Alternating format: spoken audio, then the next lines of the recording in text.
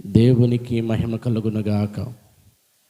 క్రీస్తునందు ప్రియులరా, మరి రాత్రి వాళ్ళ దేవుని సన్నిధిలో దేవుని మాటలను మనం శ్రద్ధగా ఆలకిద్దాం. దేవుడు అంగీకరించే ప్రార్థన, దేవుడు నచ్చి మెచ్చేటువంటి ప్రార్థనలో చాలా రకాలు ఉంటాయి. పలు విధములైనటువంటి పేర్లతో ప్రార్థన పిలువబడుతుంది. అయితే ఈ రాత్రి వేళ మనం గమనిస్తే దేవుడు అంగీకరించే ప్రార్థన ఏంటో, దేవుడు కోరుకునే ప్రార్థన ఏంటో, దేవుడు ఇష్టపడే ప్రార్థన ఏంటో, దేవుడు నచ్చే ప్రార్థన ఏంటో మనం జ్ఞాపకం చేసుకుంటే చదువుదాం. క్రీస్తునందు ప్రియులరా, యాకోబు పత్రిక 5వ అధ్యాయము 15వ వచన భాగాన్ని చదువుకుందాం. యాకోబు పత్రిక 5వ అధ్యాయము 15వ వచన భాగంలో రాయబడినటువంటి విషయం ఏమిటంటే విశ్వాస సహితమైన ప్రార్థన అని రాయబడుతుంది. ఏ ప్రార్థన అంట? విశ్వాస సహితమైన ప్రార్థన. ప్రార్థనలు చాలామంది చేస్తారు, ప్రార్థనలో చాలామంది కూర్చుంటారు. సపోజు రోజుకి నేను 4 గంటలు ప్రార్థన చేస్తాననే వాళ్ళు ఉండొచ్చు, నేను 5 గంటలు ప్రార్థన చేస్తాననే వాళ్ళు ఉండొచ్చు, లేదు ఇంకా నేను 3 గంటలు ప్రార్థన చేస్తాను అనే వాళ్ళు ఉండొచ్చు. ఎన్ని గంటలు ప్రార్థన చేసినా, ఎన్ని గంటలు ప్రార్థనలో మనం గడిపినా ఆ ప్రార్థన అనేది విశ్వాస సహితమైన ప్రార్థనగా ఉండాలి. విశ్వాస సహితమైనటువంటి ప్రార్థనగా ఉంటే గొప్ప కార్యాలు జరుగుతాయి. విశ్వాసము లేకుండా ఓ సందేహమైనటువంటి మనసుతో, ఈ కార్యం జరుగుతుందా లేదా అనేటువంటి మనసుతో, సందిగ్ధమైనటువంటి ఆలోచన విధానముతో మనం ముందుకు సాగిపోతే గమనించండి, ఆ ప్రార్థన ఎన్ని గంటలు చేసినా ప్రయోజనం లేదు. విశ్వాస సహితమైనటువంటి ప్రార్థన కొన్ని నిమిషాలు చేసినా కానీ గొప్ప కార్యాలు చేస్తూ ఉంది. కాబట్టి ఈ రాత్రి వేళ మనం తెలుసుకోవాల్సిన విషయం ఏమిటంటే, గమనించండి, విశ్వాస సహితమైన ప్రార్థన. ఏ ప్రార్థన చెప్పండి? దేవుడు అంగీకరించి గొప్ప కార్యాలు చేయాలి అంటే, దేవుడు మేళ్ళుతో నింపాలి అంటే, మన జీవితంలో సంతోషాన్ని కలుగు చేయాలంటే, చూడండి, కొంతమంది జీవితాల్లో కార్యాలు జరగాలంటే, స్వస్థతలు జరగాలంటే, పీడ తొలగిపోవాలంటే, దయ్యాలు పారిపోవాలంటే, లేదు అద్భుతాలు జరగాలి అంటే, ఆశ్చర్యాలు జరగాలి అంటే, చూడండి, ఆశీర్వాదాలు జీవితంలోనికి రావాలి అంటే మనిషి చేయవలసిన ప్రార్థన ఏంటంటే విశ్వాస సహితమైన ప్రార్థన చేయాలి. విశ్వాస సహితమైనటువంటి ప్రార్థన ఏం చేస్తుందంటే గొప్ప కార్యాలను చేస్తుంది. దేవునికి స్తోత్రం. అవునండి, విశ్వాసం ఉండాలి ప్రార్థనలో. అంటే దేవుడు తప్పకుండా నా జీవితంలో కార్యం చేస్తాడు, దేవుడు తప్పకుండా నా జీవితంలో మేలు చేస్తాడు, దేవుడు తప్పకుండా నన్ను బలపరుస్తాడు, దేవుడు తప్పకుండా నన్ను వర్ధిల్లింపజేస్తాడు, దేవుడు తప్పకుండా నా జీవితంలో మేళ్ళుతో నింపుతాడు. ఈ కష్టంకి నేను పడను, ఈ కన్నీళ్ళు నేను అనుభవించను, ఈ రోగం నేను అనుభవించను, ఈ సమస్యలు నా జీవితంలోనికి రావు, ఈ వేదన నా జీవితంలోనికి రాదు అని ఒక మనిషి, ప్రియ దేవుని బిడ్డలారా, ఎప్పుడైతే విశ్వాసంగా ప్రార్థన చేస్తాడో ఆ ప్రార్థన మనిషి జీవితంలో గొప్ప కార్యాలను చేస్తుంది.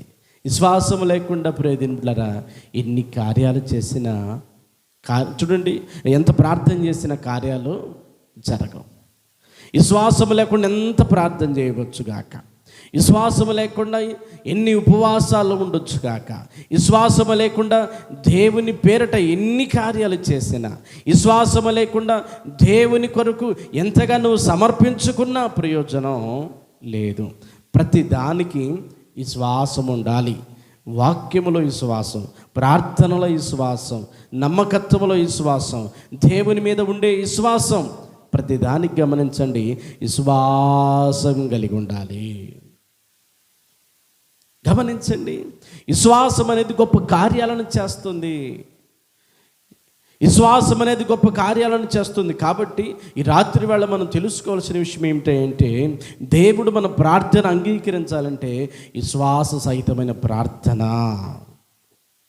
ఏదో పెదవులతో ఉచ్చరించే పదాలు కాదు, ఓ పొందిక కలిగినటువంటి పదాలు కాదు, ఒక పొందిక కలిగినటువంటి ఒక ముచ్చట కాదు, ఒక పొందిక కలిగినటువంటి పద కూర్పు కాదు, లేకపోతే మాటల ఉచ్చారణ కాదు. విశ్వాసం ఉండాలి ప్రార్థనలో. విశ్వాసం ఉంటే ఎప్పుడైతే ఆ ప్రార్థనలో గొప్ప కార్యాలు జరుగుతాయండి. కాబట్టి క్రీస్తునందు ప్రియులారా, విశ్వాస సహితమైనటువంటి ప్రార్థన ఏం చేస్తుందని రాయబడుతుంది అక్కడ అంటే, ఆ రోగిని స్వస్థపరుస్తుంది. రోగిని స్వస్థపరుస్తుంది. అవును, మనం విశ్వాసంతో ఎప్పుడైతే ప్రార్థన చేస్తామో, లేకపోతే విశ్వాసంతో ఎప్పుడైతే ఒక పనిని ప్రారంభిస్తామో, విశ్వాసంతో ఒక వ్యక్తిని ఎప్పుడైతే ప్రభులోనికి నడిపిస్తామో, విశ్వాసంతో గమనించండి దేవుని వాక్యాన్ని వింటామో, విశ్వాసంతో పాట పాడతామో, విశ్వాసంతో మనం ముందుకు వెళతామో, విశ్వాసంతో దేవుని మీద ఆనుకుంటామో, అప్పుడు కార్యాలు జరుగుతాయి. విశ్వాసం లేకుండా ఎన్ని చేసినా, విశ్వాసము లేకుండా ఎంతగా ఖర్చు పెట్టుకున్నా, విశ్వాసము లేకుండా ప్రియమైన బిడ్డలారా ఎన్ని పాటలు పాడినా, ఎన్ని గంటలు ప్రార్థన చేసినా, ఎంతగా నువ్వు సమర్పించుకున్న ప్రయోజనం లేదు. కాబట్టి విశ్వాసం అనేది మన జీవితంలో ఎట్లా ఉండాలి చెప్పండి? ఉండాలి. విశ్వాసముతో కూడిన ప్రార్థన ఉండాలి. విశ్వాస సహితం అంటే విశ్వాసముతో కూడిన ప్రార్థన. ఎవరెవరు చేశారు విశ్వాసంతో కూడిన ప్రార్థన? చెప్పాలి. విశ్వాసముతో కూడిన ప్రార్థన ఎవరు చేశారు అని కనుక మనం ఆలోచన చేస్తే, 1వ సమూయేలు ప్రియ దేవుని బిడ్డలారా గ్రంథంలో 1వ అధ్యాయము కొన్ని మాటలు మనం జ్ఞాపకం చేసుకోవచ్చు. అన్న అనబడిన వ్యక్తి విశ్వాసంతో ప్రార్థన చేసింది. ఎలా చేసింది చదవండి ఒకసారి. అప్పుడు వరకు ఎంతగానో వేదన పడి, అంతవరకు గమనించండి, ఎంతగానో కృంగిపోయి, నలిగిపోయి, సొమ్మసిల్లిపోయినటువంటి ఆమె ఎలా ప్రార్థన చేసిందంటే, గమనించండి క్రీస్తునందు ప్రియులారా 17వ వచనం కానించి మనం చదువుకుందాం. చదవండి. నీవు క్షేమముగా వెళ్ళుము, ఇశ్రాయేలు దేవునితో నీవు చేసుకుని మనవిని ఆయన దయచేయును గాకని ఆమెతో చెప్పగా, ఆమె అతనితో, నీ సేవకురాలనైనా నేను నీ దృష్టికి కృపనొందుదును గాక అనెను. ఆ తర్వాత గమనించండి, ఆ స్త్రీ తన దారిని వెళ్ళిపోయి భోజనం చేయించు నాటు నుండి దుఃఖముఖిగా నుంట మానెను. కొట్టు చప్పట్లో దేవునికి మహిమ కలుగునగాక. విశ్వాస సహితమైన ప్రార్థన అంటే హన్నా జీవితంలో మనం చూడవచ్చు. విశ్వాస సహితమైన ప్రార్థన అంటే, విశ్వాసంతో కూడిన ప్రార్థన అంటే కార్యము జరగక ముందే చేస్తాడని నమ్మటం, మేలు అనుభవించకుండానే మేలు అనుభవించినట్టు నమ్మటం, గర్భము రాకమునుపే గర్భం వచ్చిందని నమ్మటం, లేదు ఇస్తాడని నమ్మటం, బిడ్డని ఇస్తాడని నమ్మటం, ఆ బిడ్డకి పేరు పెడతానని నమ్మటం, ఆ బిడ్డను లాలిస్తానని, పాలిస్తానని, పేరు పెడతానని, గొప్పని చేస్తానని నమ్మటం విశ్వాస సహితమైన ప్రార్థన. ఈ ప్రార్థన ఎవరు చేశారు? హన్నా చేసింది.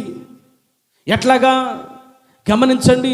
దేవా, గొడ్రాలునైన నా జీవితంలో, పిల్లలేని నా జీవితంలో, అవమానపరచబడుతున్న నా జీవితంలో, అయ్యా ఎగతాళి చేయబడుతున్నా, నీచంగా ఉన్న, దుఃఖముఖిగా మారిన, నా హృదయ వేదనతో నిండినటువంటి నా జీవితంలో నీవు గనక ఒక బిడ్డని గనక ఇస్తే ఆ బిడ్డను నీ కొరకే పెంచుతాను, ఆ బిడ్డను నీ కొరకే సమర్పిస్తాను, ఆ బిడ్డను నీకే అర్పిస్తాను, ఆ బిడ్డను నీకే ప్రతిష్ఠిస్తానని దేవుని సన్నిధిలో ఒప్పుకుంది. అర్థమవుతుందా? ఈ మాటని ప్రియ దేవుని బిడ్డలారా ఏమి నేను తెలుసా, ఆయన నాకు బిడ్డనిస్తాడు, హల్లెలూయా. ఆయన నాకు గర్భమునిస్తాడు, హల్లెలూయా. నా నింద తొలగిస్తాడు, హల్లెలూయా. నా కష్టము తొలగిస్తాడు, హల్లెలూయా. నా మనో దుఃఖమును తొలగిస్తాడు, హల్లెలూయా. నా వేదనను తొలగిస్తాడు, హల్లెలూయా. నా గుడ్రాలతనమును తొలగిస్తాడు, హల్లెలూయా. నా దుఃఖాన్ని తొలగిస్తాడు, హల్లెలూయా. నా ఏడుపును తొలగిస్తాడు, హల్లెలూయా. నలుగురిలో నాకున్న అవమానమును తొలగిస్తాడు, హల్లెలూయా. తొలగించి నా గర్భమును తెరుస్తాడు. ఆ బిడ్డను ఎత్తుకుంటాను, ఆ బిడ్డను నాకు ఇస్తాడు, ఆ బిడ్డకి పేరు పెడతాను, ఆ బిడ్డనికి పాలిస్తాను, ఆ బిడ్డని ఎత్తుకుంటాను, ఆ బిడ్డకి లాలి పాటలు పాడతాను, ఆ బిడ్డకి జోలలో పడుకోబెడతాను, ఆ బిడ్డకి చక్కటి అంగిలి గుట్టిస్తాను, ఆ బిడ్డను ఎత్తుకొని ముద్దాడుతాను, ఆ బిడ్డని దేవుని సన్నిధిలో తీసుకువెళ్ళి ఆయనకి సమర్పిస్తాను. ఆ బిడ్డ దేవుని సన్నిధిలో ఎదుగుతాడు, ఆ బిడ్డ దేవుని సన్నిధిలో పెరుగుతాడు, ప్రతిష్ఠింపబడిన వాడే సేవ చేస్తాడు, దేవుని కుమారుడిగా ఎదుగుతాడు, ఒక ఉన్నతమైన సేవ చేస్తాడని ముందుగానే పిల్లలు పుట్టక మునిపే, ముందుగానే గర్భము రాక మునిపే, ముందుగానే సంతానం కలగక మునిపే, గమనించండి ప్రియ దేవుని బిడ్డలారా, దేవుని సన్నిధిలో ఏడుస్తూ ఉండగా ఆమె విశ్వాసముతో ఆ ప్రార్థన చేసింది, విశ్వాసముతో ఆ యొక్క విషయాన్ని నమ్మింది. అర్థమవుతుందా? విశ్వాసరహితమైన ప్రార్థన ఏం చేస్తుంది? గొప్ప కార్యాలు చేస్తుంది. మనం ఎప్పుడైనా కానీ ఇట్లాంటి ప్రార్థన చేస్తావా? ఇలాంటి నమ్మకం మనలో ఉందా? ఇలాంటి విశ్వాసం మనలో ఉందా? జరగక మునిపే జరిగిందని ఎప్పుడైనా నమ్ముతున్నామా? మేలు జరగక మునిపే మేలు జరుగుతుందని ఎప్పుడైనా నమ్ముతున్నామా? పిల్లలు కలగక మునిపే పిల్లలు కలుగుతారని ఎప్పుడైనా నమ్ముతున్నామా? ఉద్యోగం రాక మునిపే ఉద్యోగం వస్తుందని ఎప్పుడైనా నమ్ముతున్నామా? ఇల్లు కట్టక మునిపే ఇల్లు కడతానని ఎప్పుడైనా నమ్ముతున్నామా? గమనించండి ప్రియ దేవుని బిడ్డలారా, మనము వ్యవసాయంలో అభివృద్ధి పొందక మునిపే అభివృద్ధి పొందానని ఎప్పుడైనా నమ్ముతున్నామా? ఎగ్జాములో నేను పాస్ అవుతానని ఎప్పుడైనా నమ్ముతున్నామా? నమ్మాలి. దేవునికి స్తోత్రం. అదే విశ్వాసం, అదే విశ్వాసం. నేను నమ్మిన దేవుడు, నేను ఆరాధించే దేవుడు, నేను పూజించే దేవుడు, నేను ప్రార్థించే దేవుడు సర్వశక్తి కలిగిన దేవుడని ఆమె నమ్మింది. దేవునికి స్తోత్రం. హల్లెలూయా, హల్లెలూయా. రోజు ఏడుస్తున్నటువంటి వ్యక్తి, రోజు కన్నీళ్లు పెట్టుకునే వ్యక్తి, రోజు విలపించే వ్యక్తి, రోజు చూడండి మనోవేదన కలిగి మనో దుఃఖము కలిగి లోపల మదన పడుతున్న వ్యక్తి ఏం చేసింది అంటే దేవుని మీద విశ్వాసం ఉంచింది కనుక ఆమె ఏం చేయలేదు చెప్పండి? చెప్పాలి. అదే ఆమె జీవితంలో గొప్ప కార్యాలు జరిగాయండి. కాబట్టి విశ్వాస సహితమైన ప్రార్థన గొప్ప కార్యాలను చేస్తుంది. విశ్వాస సహితమైన ప్రార్థన గొప్ప కార్యాలు చేస్తుంది. ఆమె నమ్మిన సిద్ధాంతం ఉన్నతమైనదండి. ఆమె నమ్మినటువంటి ఒక నమ్మకం ఒక ఉన్నతమైన నమ్మకం. చూడండి, వెంటనే ఆమె అనుకుంది, ఇది ఇక నేను తల్లినవుతాను. నా భారం అంతా ఆయనకు చెప్పుకున్నానుగా, నా సమస్య అంతా ఆయనకు చెప్పుకున్నానుగా, నా వేదన అంతా ఆయనకు చెప్పుకున్నానుగా, నా మొరంతా ఆయనకి వినబడింది కదా, నేను ఆయనకి సమర్పిస్తానని నా బిడ్డని చెప్పాను కదా. ఆయన విన్నాడు, అంతే. ఆయన విన్నాడు, ఆయన చేస్తాడు, ఆయన సహాయం చేస్తాడు, ఆయన ప్రతిఫలం ఇస్తాడు, ఆయన నన్ను బలపరుస్తాడు, నన్ను ఒంటరిగా ఉంచడు, నన్ను గొడ్రాలుగా ఉంచడు, నన్ను నవ్వులు పాలు చేయడు, నన్ను హేళన చేయడు, లేకపోతే నన్ను దిగజారిన స్థితిలో ఉంచడు. నా దేవుడు నా జీవితంలో కార్యం చేస్తాడని ఆమె నమ్మింది. ఎంత చక్కటి విశ్వాసం అనండి. కొంతమంది భక్తుల యొక్క విశ్వాసాన్ని, కొంతమంది ప్రార్థన జీవితాన్ని, వారికున్నటువంటి ఆ మక్కువ, వారికున్నటువంటి ఆ గొప్ప నిరీక్షణను తలంచుకుంటే మన జీవితంలో ప్రియదేని బిడ్డలారా కొన్నిసార్లు అర్థం కాదు. ఎంత విశ్వాసం వీళ్ళకి ఎలా వచ్చింది, ఇంత పట్టుదల ఎలా వచ్చింది, ఇంత దేవునిపై ఉండవలసినటువంటి ఆ యొక్క నిరీక్షణ, దేవునిపై ఉన్నటువంటి ఆ మక్కువ, దేవునిపై ఉన్నటువంటి ఆ గొప్ప అసంచలమైన విశ్వాసం ఎలా కలిగిందని అర్థం కాదండి. నిజమేనండి, అన్నా జీవితంలో చూస్తే నమ్మశక్యము కానటువంటి పరిస్థితి. ఆమె ఏటేటా ఏడుస్తుండేది, ప్రతిరోజు ఏడుస్తుండేది, ప్రతిరోజు ప్రతి సమస్య, ఆమె ఎదురవుతున్న ప్రతి పరిస్థితుల్లో ఆమె కన్నీళ్ళు పెట్టుకునేది. అయితే అలాంటి స్త్రీ ఏం చేసిందంట? చెప్పాలి. విశ్వాసం కలిగి దేవుని సన్నిధిలో ప్రార్థన చేసుకుంది. విశ్వాసం కలిగి దేవుని సన్నిధిలో ప్రార్థన చేసింది. ఆమె జీవితంలో గొప్ప కార్యాలు జరిగాయి. కాబట్టి విశ్వాస సహితమైన ప్రార్థన గొప్ప కార్యాలు చేస్తుంది.